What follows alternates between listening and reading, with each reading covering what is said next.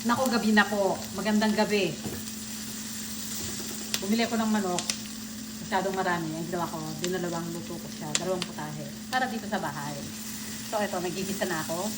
Ayan. Nagigisa na ako, bawang. Ayan, ako ng sibuyas. Sinudo ko na kasi nga sayang naman. Pambahay naman to. Tapos, ayan yung luya ko. Lalaki, ano? Pambahay naman. Optional naman yung luya. Kung gusto nyo, wala. Pwede naman. Ayan. Tapos, ito yung ating manok. Ito, bakit ganyan na itsura? Meron siyang lemon and pepper. Yon, may lemon na siya, kaya ganyan. Tapos, syempre, hiwa-hiwa ng kamatis. Ayan. Nitisa ng hiwa. Ayan na, okay na.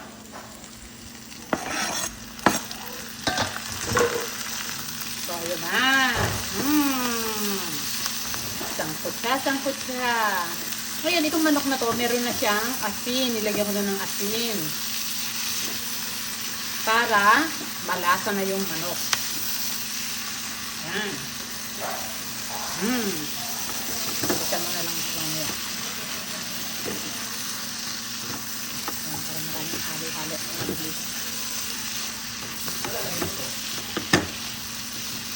Sa aso. Ngayon, lagay na natin yung ating manok. Yan, pati yung yung sauce niya kasi may lasa yun. Yan. Tapos, halu-haluin at takpan. Yan. Huwag muna natin sasabawan. Antayin natin magsarili siya. Sala nyo marunong magsarili yung manok. Okay. Wow. Ayan. Ano lang yan? Sariling katas lang niya. Kanina pa yan. Kumukulo. Nakakaano na to.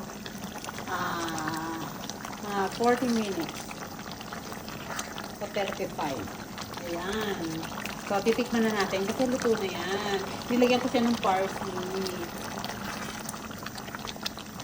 Tikman ang masarap na chicken. Hindi ko ano tawag dito. Kinamatisan. Ano ba?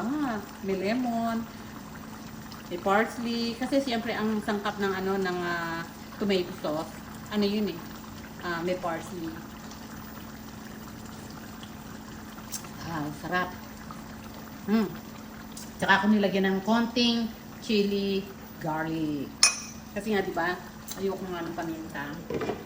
Okay na to, masarap. Lasa-lasa yung lemon.